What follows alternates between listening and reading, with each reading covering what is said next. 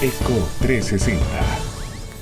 Estamos de vuelta en Eco 360. Recuerde usted participar en el @EcoTV Panamá. Panamá, paraíso fiscal. Panamá ha sido colocado por Colombia en una lista como paraíso fiscal. Esto se da luego de transcurrir, un año aproximadamente desde que se hiciera el anuncio o amenaza, como algunos lo califican, de que si no se suscribía a un tratado de intercambio de información fiscal con Colombia, es decir, entre Colombia y Panamá, íbamos a ser como país incluidos en la lista de paraísos fiscales por el gobierno de Colombia. Tenemos la parte importante o que queremos resaltar del decreto del gobierno colombiano en el que se toma o se sustenta esta decisión. El decreto dice así: considerando que como parte de la competencia nociva entre jurisdicciones impositivas, los paraísos fiscales ofrecen ventajas tributarias atractivas para el capital, la actividad financiera de personas no residentes en ellos y otras actividades susceptibles de movilidad geográfica, al amparo de una legislación laxa en materia de controles y poco o nada transparente en relación con la información que se suministra a terceros estados, con tipos impositivos sobre la renta inexistentes o nominalmente bajos con respecto a los que se aplican en Colombia a operaciones similares, la existencia de normas legales o prácticas administrativas que limitan el intercambio de información, la falta de transparencia a nivel legal, reglamentario o de funcionamiento administrativo, la no exigencia de una presencia local sustantiva o del ejercicio de una actividad real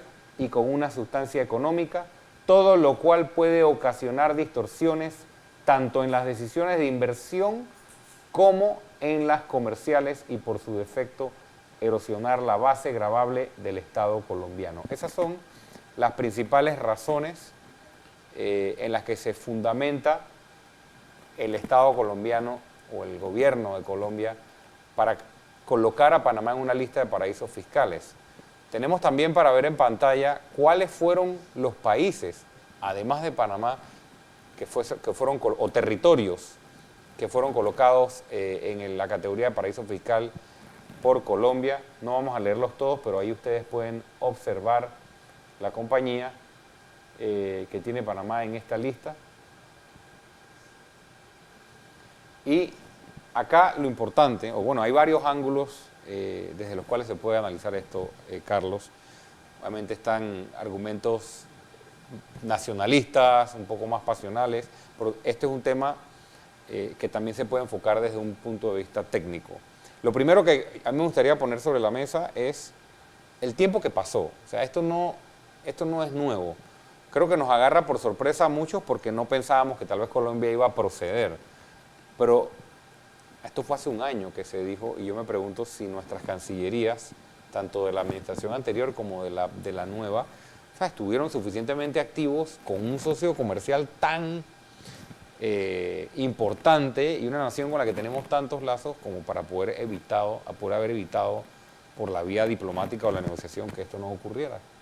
Es un excelente punto. Yo quisiera retrotraerme, tú lo has tocado muy bien, esto es un tema que levanta pasiones, es nuestra nueva tajada de sandía, es nacionalismo puro, y si uno ve los medios, las redes sociales, la gente está obviamente apoyando a su país. Yo me quiero ir un poco más atrás, yo tengo más de 25 años estudiando este tema de manera técnica, yo hice mi tesis doctoral en Europa sobre esto, y el punto fundamental es el siguiente: Panamá tiene una contradicción y tiene que ponerse un poco de acuerdo y tener coherencia. Hace más de 20 años, y la literatura no nos deja mentir, Panamá se promocionaba activamente como un paraíso fiscal. En inglés se conoce como tax haven. Eso se promovía. Y la definición de paraíso fiscal, que no es pacífica, tiene sus detractores, tiene una serie de elementos que cuando uno hacía la lista, Panamá los cumplía casi todos. Por ejemplo, uno de los más que ha superado últimamente es no tener tratados de intercambio o de doble tributación con ningún país. Ahora los tiene. Pero tenemos una de cal y una de arena. Tiene tratados con algunos mercados importantes, pero por ejemplo tiene tratado también con países como Groenlandia, donde es predecible que el intercambio comercial es, si no nulo, casi cero. Entonces, Fue como para poner un gancho más ahí exacto, nada porque más. se corrió la voz de que era importante llegar a un cierto número de tratados para que algo pasase, y las cosas no son así de sencillas, hay que estudiarlas a profundidad. El tema crucial está en la región latinoamericana, que son los usuarios de nuestro centro. Esa región, y ahora dedicarnos a Colombia es simplemente quedarnos en un punto. Hay otros países que ya tienen a Panamá en esas mismas listas hace mucho tiempo. Hace mucho tiempo. Estamos hablando de México, Argentina, México no Ecuador. México lo tuvo, pero eso también se combina política, economía y derecho. Derecho es lo último. Ok. La política hace que esas listas se utilicen y entra Claro. y sale según haya necesidades. Ese fue el caso que pasó con Francia, donde Sí, estando hay- en una lista, Se por utiliza razones- en el rejuego, como ¿no? De mecanismo. diplomático Yo también. me separo de eso porque hay poco puedo aportar. Yo estoy aportando en el aspecto técnico, jurídico, en el sentido de que una vez que se escoge el mecanismo y se tienen las leyes, hay que revisar hacia dónde van esas leyes. Nuestras leyes desde los años 50 tienen elementos que sí permiten a un lector interesado ver elementos de paraíso fiscal. ¿Por qué? Se explica por los expertos, y tengo que ir muy rápido, que nosotros defendemos un principio de territorialidad. Es perfectamente válido. Otros países tienen el de renta mundial. Eso Aquí no- lo tuvimos por un día. Un día, En muy diciembre interesante, de- es un muy buen en punto. diciembre del Sí, año pasado, sí. demuestra Sí. En una otro rareza. programa hablamos de eso. Pero a lo que quiero ir con territorial, que es perfectamente que el país decida solo cobrar los impuestos a lo que se genera en su territorio, lo que no se termina de decir en general es que ese principio de territorialidad tiene también muchos elementos de ficción. Se añaden como elementos que suceden en Panamá, cosas que no suceden en Panamá, y se decide no cobrarse el impuesto. Entonces eso genera un elemento que confunde un poco más. Esto daría para más explicaciones, pero lo que quiero decir es que no es solamente territorial. El otro punto es que el pueblo panameño en general, hay tres categorías. Como hubo una medida populista de hace muchos años que las personas de menos de cierta cantidad no paguen impuestos, Exacto. el tema impositivo le es irrelevante en la renta. El segundo medio está la clase media, que está como un sándwich en el medio y le retienen en su fuente. El queso y y el el jamón tercero del sándwich, está así es. en todos los países del mundo, los que tienen más recursos tienen mecanismos interesantes para jugar con los impuestos. Entonces, ¿a dónde voy mi punto? Hablarle a un panameño de paraíso fiscal, clase media, se siente insultado porque con lo que le retienen en la fuente, él puede pensar hasta que vive en un infierno fiscal. Los paraísos se oponen a los infiernos. Es paraíso porque hay infierno. Entonces el panameño aquí está viendo las cosas simplistamente. ¿Cómo me van a decir que yo soy paraíso si yo aquí pago impuestos? Pero es que no es el O sea, punto. eso es cierto, pero no es el Pero análisis no es correcto. el análisis Exacto. completo. Exacto. Correcto desde un punto de vista, pero no completo, porque el tema no está hacia ahí. El tema está en dos elementos. La parte impositiva que te explicaba de que lo territorial, que es respetable, soberanamente uno decide cómo quiere, tiene unos elementos de ficción que hacen que se consideren como territorial panameño cosas que no son, y se les excluye de pagar impuestos. Eso es lo que hace que se adentre en otras jurisdicciones. Y lo segundo es el tema de la cooperación, que es, superado todas estas disquisiciones académicas, el punto final es, se coopera cuando se necesita cooperar.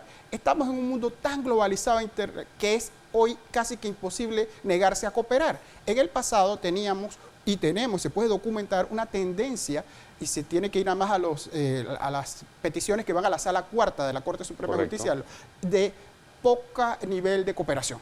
Entonces, tenemos que medir eso para poder prepararnos mejor a la hora de la estrategia y de qué responder. Porque si no nos conocemos bien, y justamente, objetivamente, no pasionalmente, no se nos va a hacer difícil superarlo. Al regresar en Eco 360, vamos a hablar de la IOSCO Panamá, imagen de Panamá.